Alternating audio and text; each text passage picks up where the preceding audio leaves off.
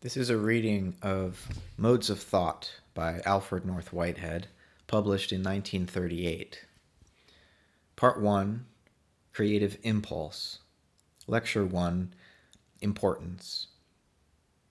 The first chapter, in philosophic approach, should consist in a free examination of some ultimate notions, as they occur naturally in daily life. I am referring to the generalities which are inherent in literature, in social organization, in the effort towards understanding physical occurrences. There are no definitions of such notions. They are incapable of analysis in terms of factors more far-reaching than themselves. Each must be displayed as necessary to the various meanings of groups of notions of equal depth with itself.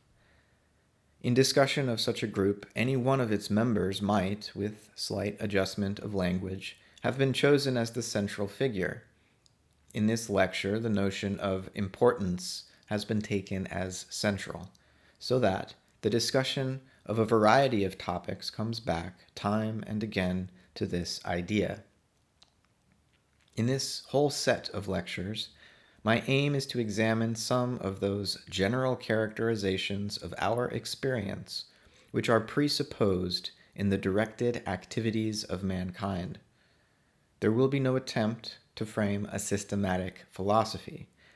Such a goal is too ambitious for a short course. All systematic thought must start from presuppositions.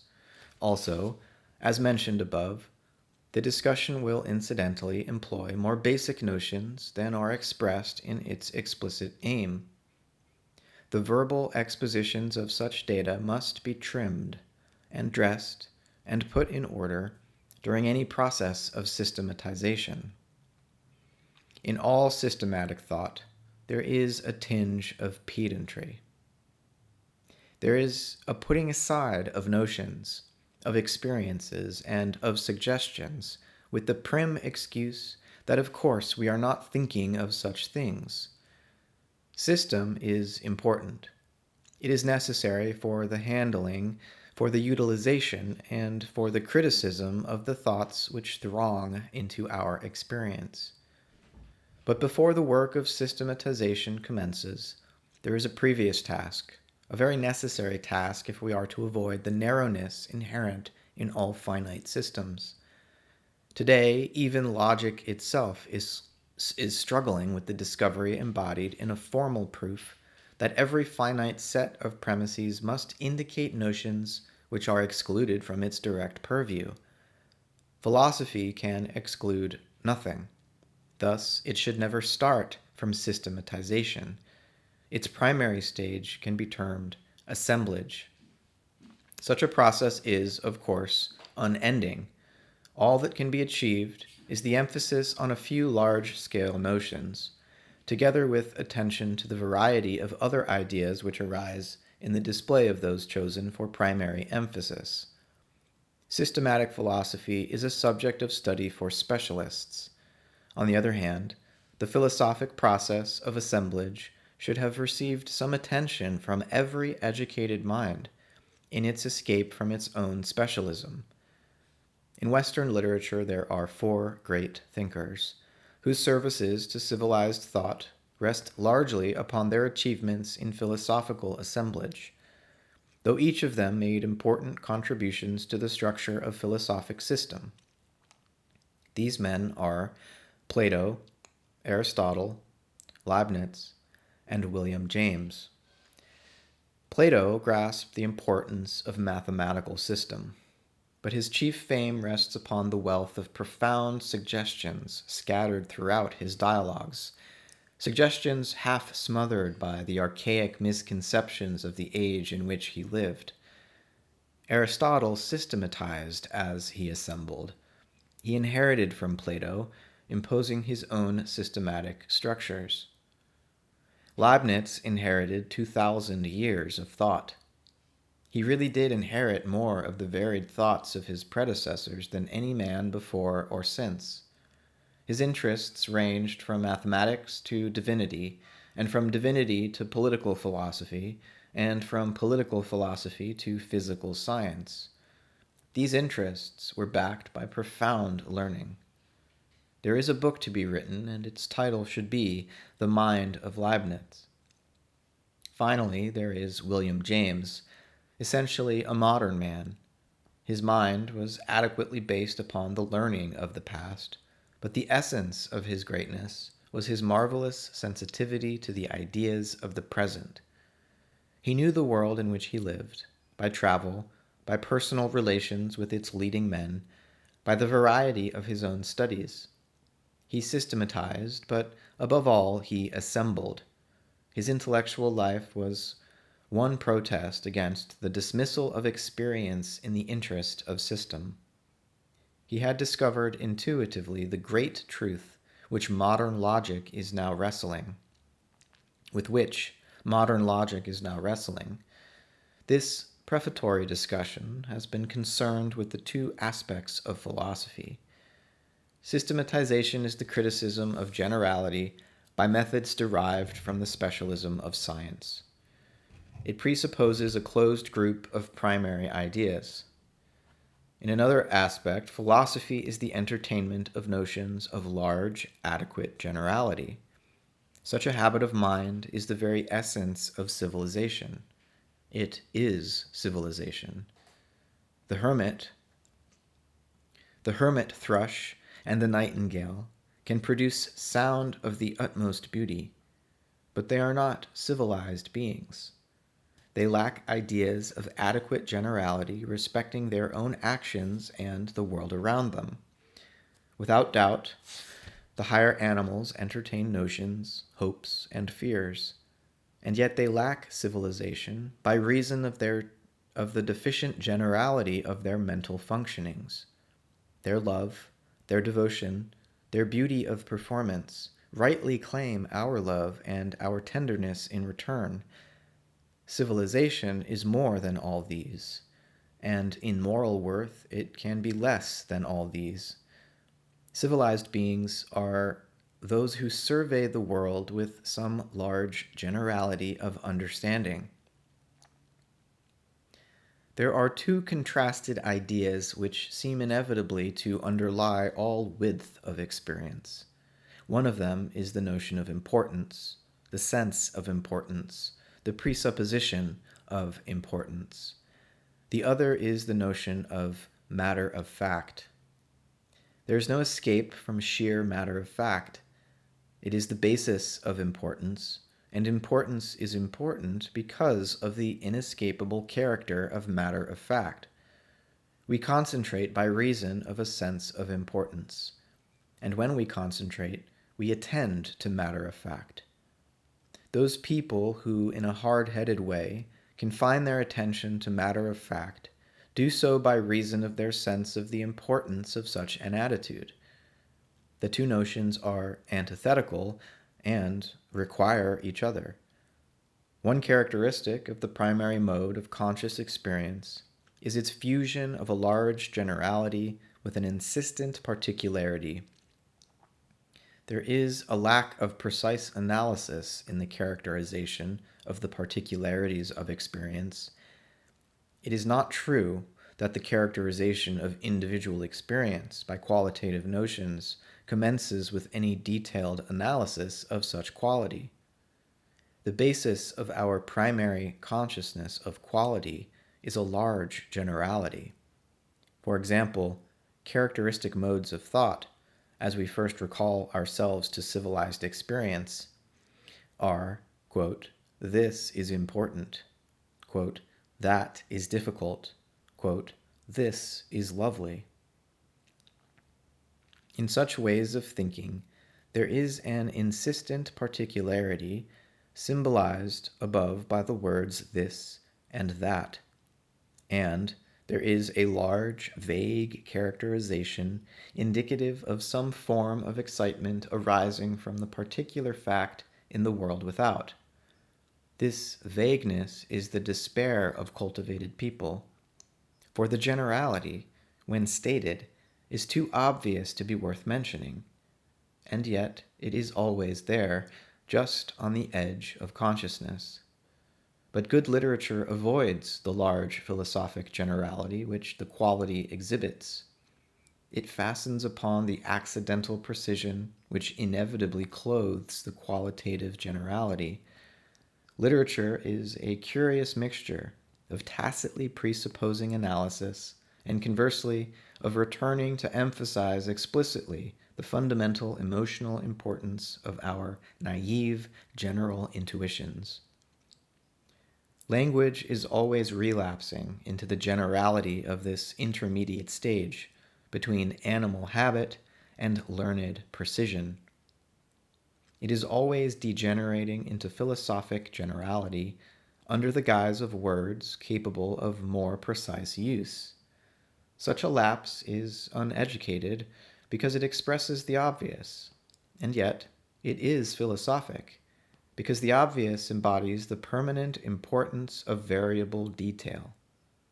Literary people object to the vague use of words which are capable of precision. For example, Coleridge, in his Biographia Literaria, objects to a party of tourists who gazed at a torrent and ejaculated, "How pretty!" as a vague characterization of an awe-inspiring spectacle. Undoubtedly, in this instance, the degenerate phrase, "how pretty," lets down the whole vividness of the scene. And yet, there is a real difficulty in the way of verbal expression. Words, in general, indicate useful particularities. How can they be employed to evoke a sense of that general character on which all importance depends? It is one function of great literature to evoke a vivid feeling of what lies beyond words. Unfortunately for philosophy, learning tends to detail. Although, in attempting to grasp our fundamental presuppositions, such as the contrast between importance and matter of fact, we must undoubtedly have recourse to the learning which we inherit. Yet, in the development of intelligence, there is a great principle which is often forgotten. In order to acquire learning, we must first shake ourselves free of it. We must grasp the topic in the rough before we smooth it out and shape it. For example, the mentality of John Stuart Mill was limited by his peculiar education, which gave him system before any enjoyment of the relevant experience. Thus, his systems were closed. We must be systematic, but we should keep our systems open. In other words, we should be sensitive to their limitations. There is always a vague beyond, waiting for penetration in respect to its detail. The general notions which underlie the detailed thoughts of the modern Western civilizations of Europe and America are largely derived from the expressions of fundamental ideas bequeathed to us by the ancient world of Greeks, Semites, and Egyptians.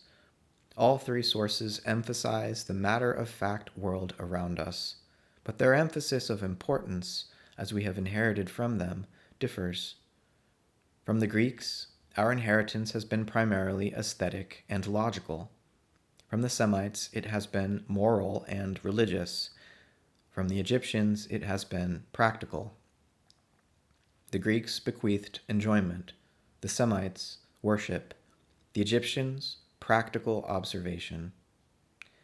But this inheritance from the civilizations of the Eastern Mediterranean has its special forms.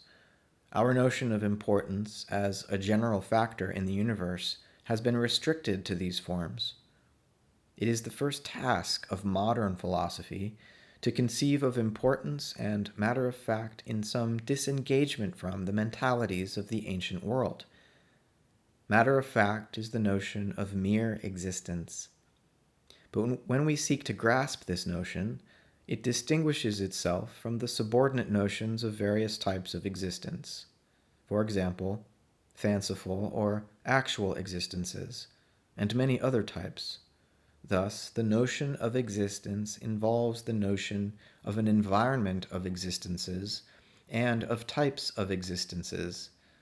Any one instance of existence involves the notion of other existences, connected with it and yet beyond it.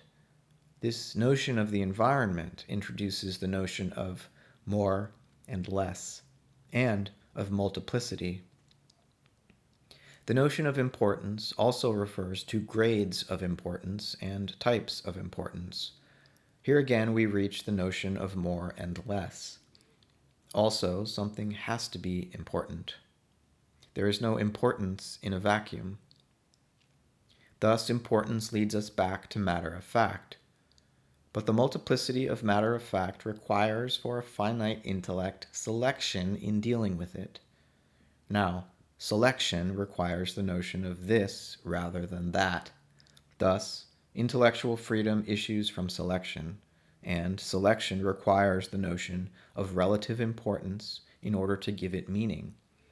Thus, importance, selection, and intellectual freedom are bound up together, and they all involve some reference to matter of fact. We have now been brought back to matter of fact.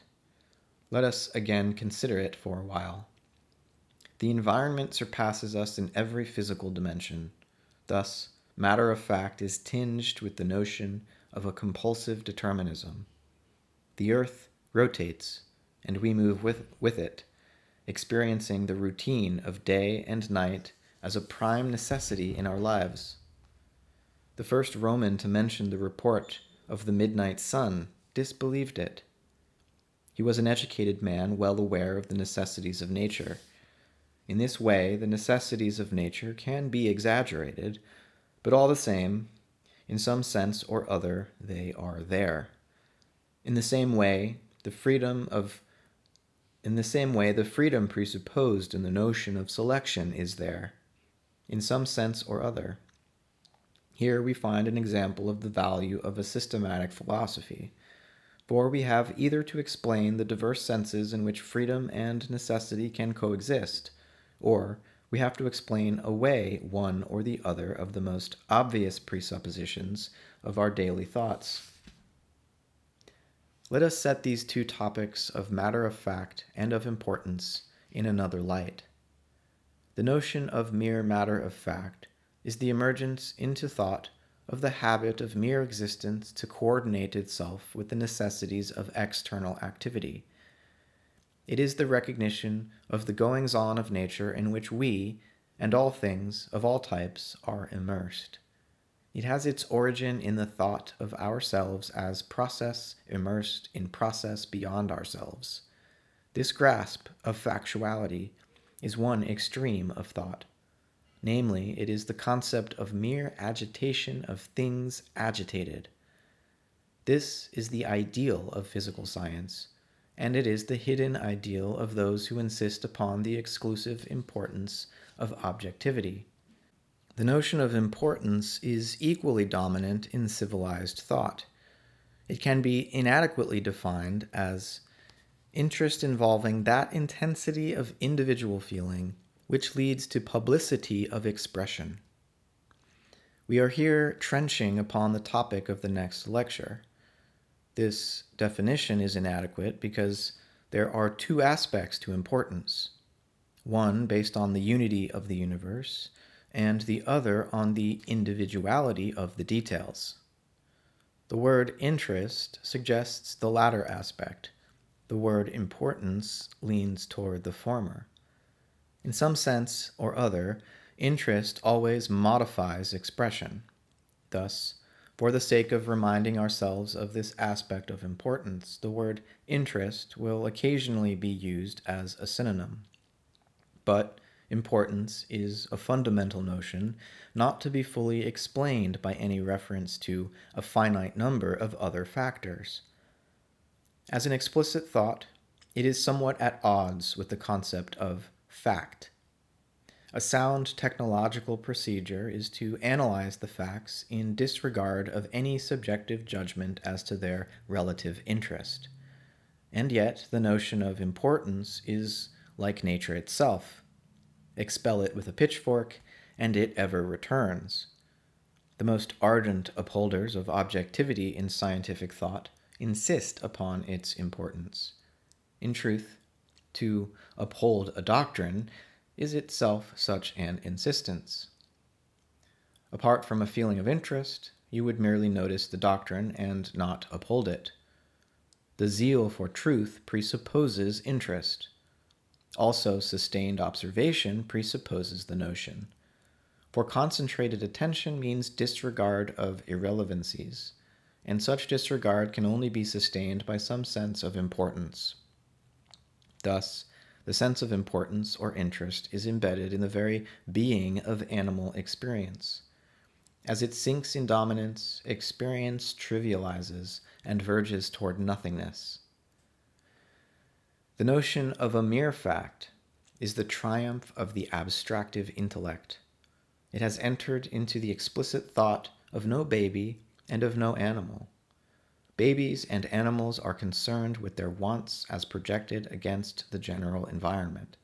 That is to say, they are immersed in their interest respecting details embedded in externality. There is the merest trace of the abstraction of the detail. A single fact in isolation is the primary myth required for finite thought, that is to say, for thought unable to embrace totality. This mythological character arises because there is no such fact. Connectedness is of the essence of all things of all types. It is of the essence of types that they be connected. Abstraction from connectedness involves the omission of an essential factor in the fact considered. No fact is merely itself. The penetration of literature and art at their height arises from our dumb sense that we have passed beyond mythology, namely, beyond the myth of isolation. It follows that in every consideration of a single fact, there is the suppressed presupposition of the environmental coordination requisite for its existence.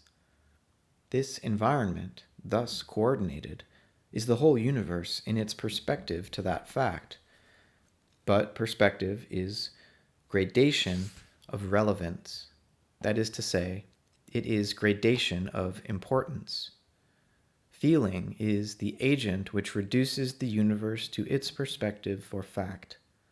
Apart from gradations of feeling, the infinitude of detail presupposes an infinitude of effect in the constitution of each fact.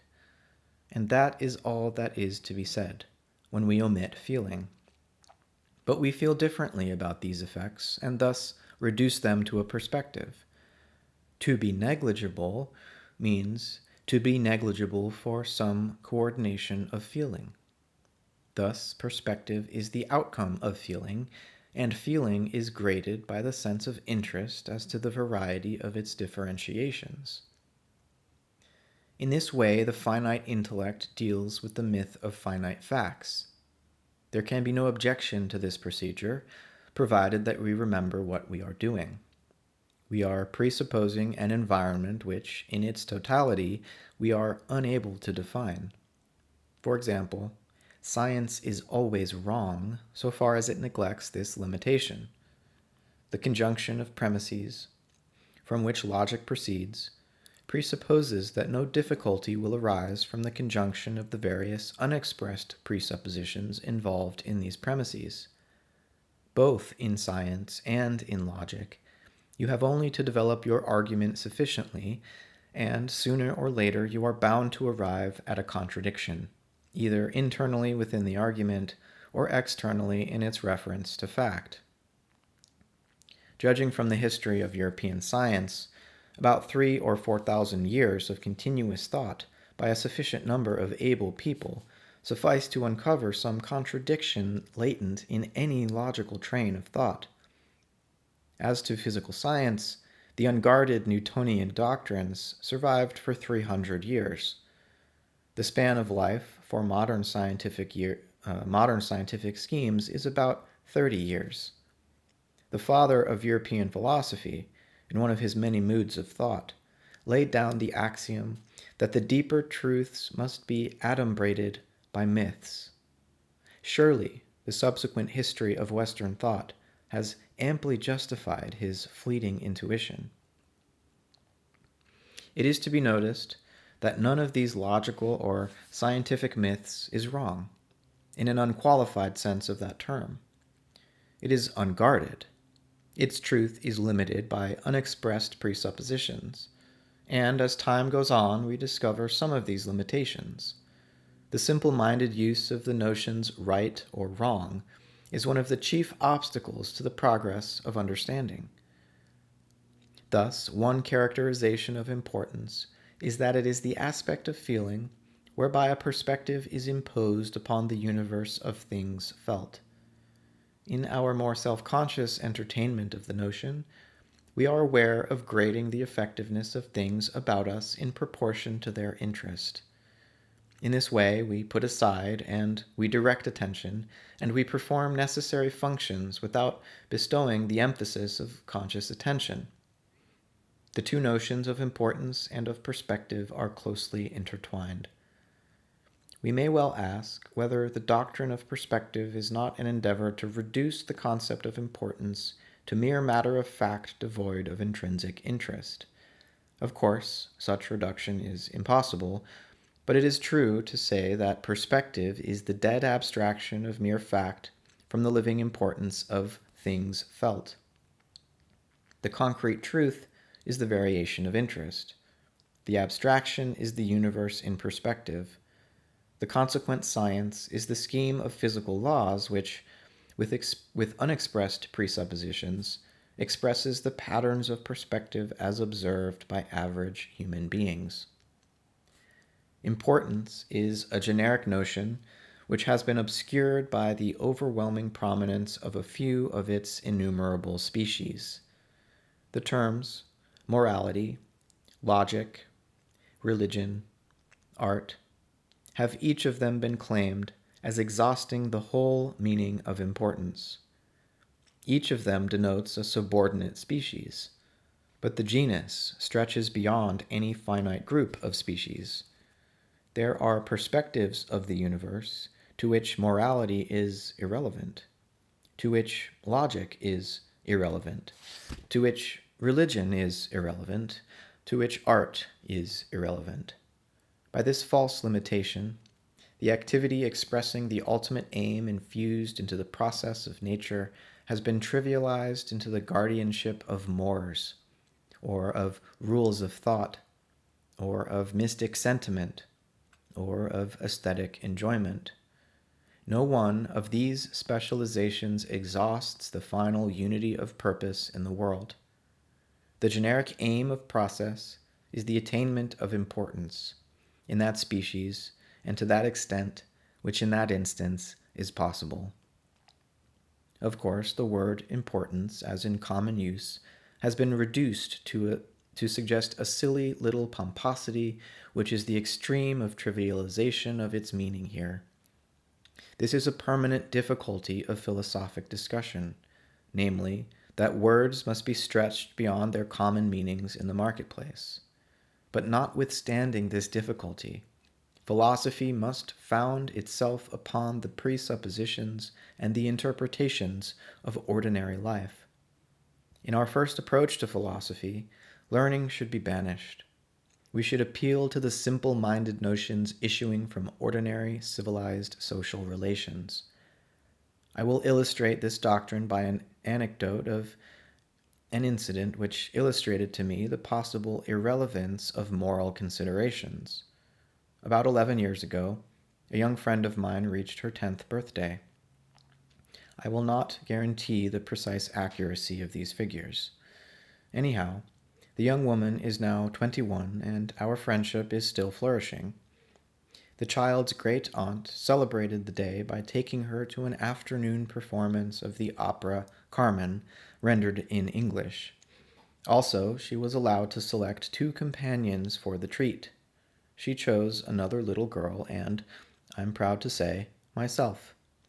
As we came out of the opera house after the performance, she looked up at her aunt and said, "Auntie, do you think that those were really good people?" Both the aunt and I sidestepped the question by looking for the car which was to take us home. The point that I now wish to make is that our enjoyment in the theater was irrelevant to moral considerations applied to the performance. Of course, smugglers are naughty people, and Carmen is carefree as to the niceties of behavior. But while they are singing their parts and dancing on the stage, morals vanish and beauty remains. I am not saying that moral considerations are always irrelevant to the stage. In fact, sometimes they are the very topic of the play, especially of modern plays. But the retreat of morals in the presence of music and of dancing and the general gaiety of the theater is a fact very interesting to philosophers and very puzzling to the official censors.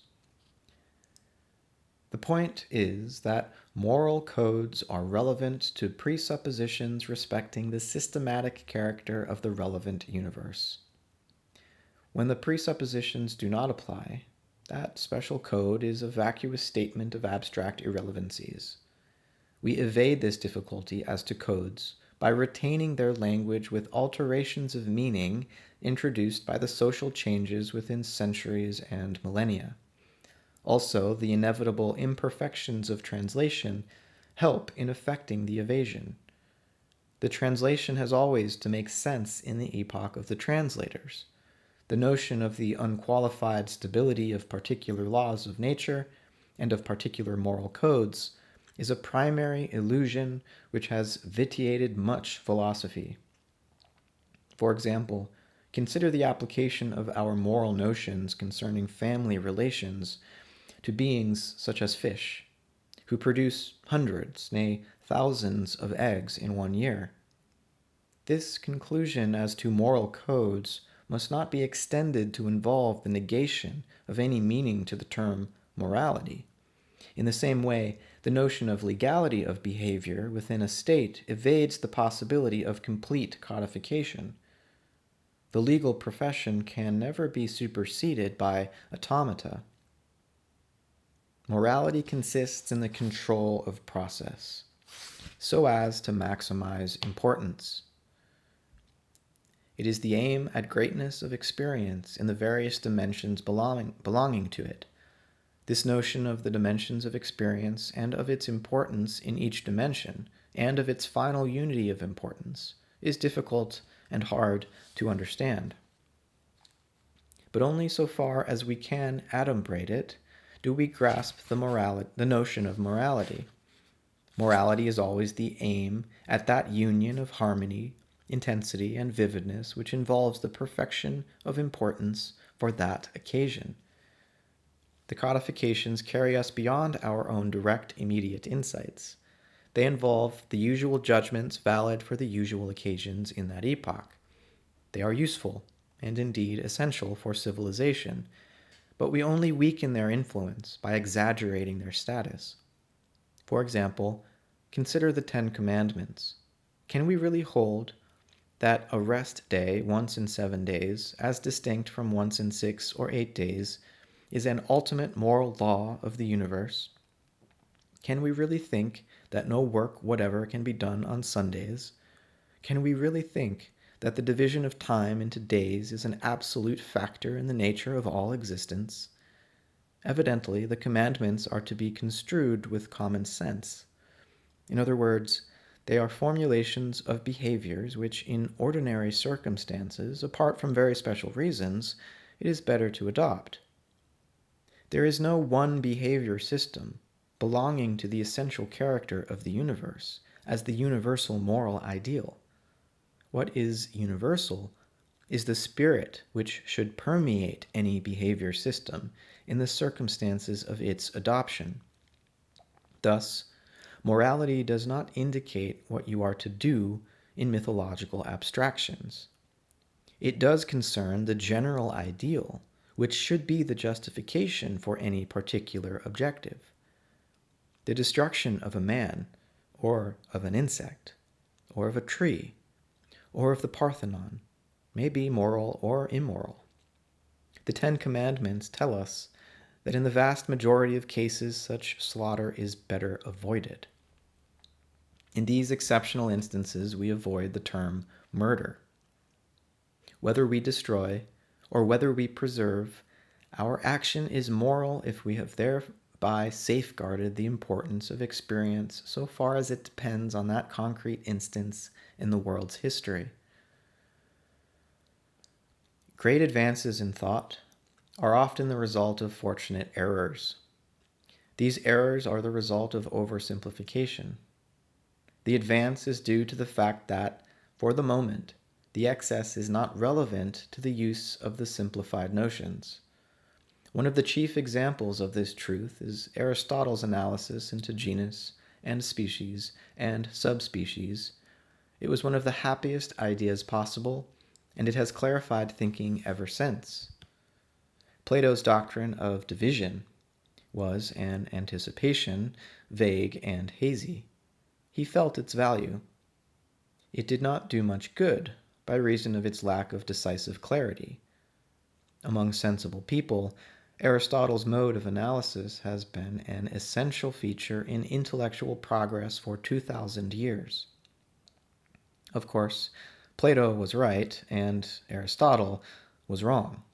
There is no clear division among genera. There is no clear division among species.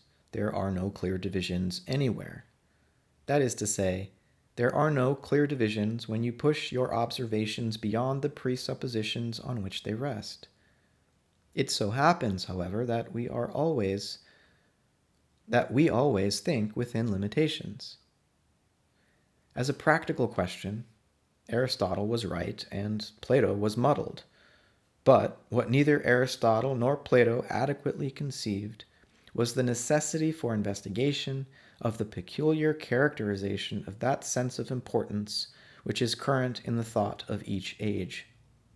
All classification depends on the current character of importance. We have now behind us some detailed history of 3,000 or 4,000 years of civilization. The Greeks, as Thucydides discloses, were ignorant of history, except for that of 2 or 3 almost contemporaneous generations. The Egyptians and the Jews worshipped a long history, uncritically.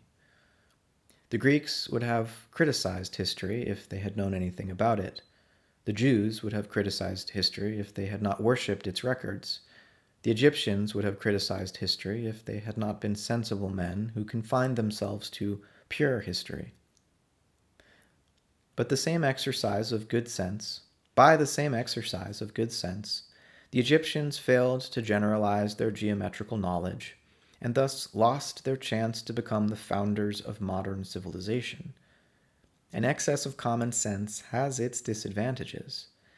The Greeks, with their airy generalizations, were always children, very fortunately for the modern world. Panic of error is the death of progress, and love of truth is its safeguard. For these reasons, the criticism of history has been left for development by the modern world of the last 4 centuries. Of course, there is no sudden beginning.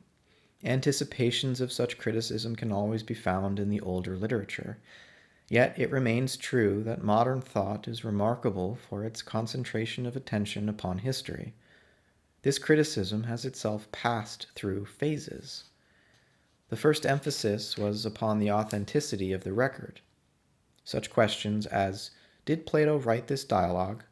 Did the Emperor Constantine make this donation? Were the primary topics. This phase of correction passed to details. It was then called emendation. Is this manuscript of the Aeneid a correct version of what Virgil wrote? This is a fairly definite question, but the relation of Homer to the Iliad is vaguer. Perhaps Homer and his comrades could not write. Even if they could write, they were very unlikely to have written down the Iliad. Papyrus was scarce, and it was easier to remember it. Thus the poem was handed down through generations of groups of bards with a sublime indifference to minor variations. Later, we have records of formal revisions of the text. Analogous vagueness applies to the concepts of all social transactions. Thus, the notion of accurate record has its limitations. History has now passed into another phase. It is displaying transitions of behavior. The Western historian is depicting types of activity, types of mood, and types of formulated belief exhibited in the adventures of the European races as they overran first Europe, then America, and the fringes of other continents and islands. This change in emphasis showed itself decidedly in the 18th century. For example, Bentley, the typical scholarly critic, died in 1742, and Gibbon, who traced the decline and fall of a political system and the variations of motive animating its activity, was born in 1737. Gibbon corrected no additions of authors, and Bentley depicted no transitions of behavior. In Europe, the change may be symbolized by Mabillon, who died in 1707, and Voltaire, who was born in 1694. Of course, historical phases overlap each other. I am speaking of predominant interest. In the earlier period, even the discursive humanist, Erasmus, issued accurate editions. In the 19th century, historical narrative was more prominent than devotion to editorial accuracy. Of course, there were reasons for the change, and all types of historic scholarship coexist. Under the influence of physical science, the task of history has more recently been limited to the narration of mere sequences. This ideal of knowledge is the triumph of matter of fact. Such suggestion of causation as is admitted is confined to the statements of physical materialities, such as the economic motive. Such history confines itself to abstract mythology. The variety of motives is excluded. You cannot write the history of religious development without estimate of the motive power of religious belief. The history of the papacy is not a mere sequence of behaviors. It illustrates a mode of causation which is derived from a mode of thought. Thus, the study of history as a mere sequence wears itself out. It is make-believe. There are oceans of facts. We seek that thread of coordination derived from the special forms of importance prevalent in their respective epochs. Apart from such interest, intrinsic within each period, there would be no language, no art, no heroism, no devotion. Ideals lie beyond matters of fact and yet provide the color of its development. Matter of fact is an abstraction, arrived at by confining thought to purely formal relations which then masquerade as the final reality. This is why science, in its perfection, relapses into the study of differential equations. The concrete world has slipped through the meshes of the scientific net. Consider, for example, the scientific notion of measurement. Can we elucidate the turmoil of Europe by weighing its dictators, its prime ministers, and its editors of newspapers? The idea is absurd, although some relevant information might be obtained. I am not upholding the irrelevance of science. Such a doctrine would be foolish. For example, a daily record of the bodily temperatures of the men above mentioned might be useful. My point is the incompleteness of the information. Each social system is realizing a variety of modes of interest, some of them dominant, and some in the background. The 18th century was not merely the age of reason, nor was the 16th century merely the age of religious excitement. For example, to study the Reformation turmoil without reference to America, and to India, and to the Turks, and to the rise of nationalism, and to the recent diffusion of printing, is ridiculous. The relevance of these factors consists in their modifications of prevalent modes of importance, which interfused with the religious interest. The checkered history of religion and morality is the main reason for the widespread desire to put them aside in favor of the more stable generalities of science. Unfortunately for this smug endeavor to view the universe as the incarnation of the commonplace, the impact of aesthetic, religious, and moral notions is inescapable. They are the disrupting and the energizing forces of civilization. They force mankind upwards and downwards. When their vigor abates, A slow, mild decay ensues. Then new ideals arise, bringing in their train a rise in the energy of social behavior. The concentration of attention upon matter of fact is the supremacy of the desert. Any approach to such triumph bestows on learning a fugitive and a cloistered virtue, which shuns emphasis on essential connections such as disclose the universe in its impact upon individual experience.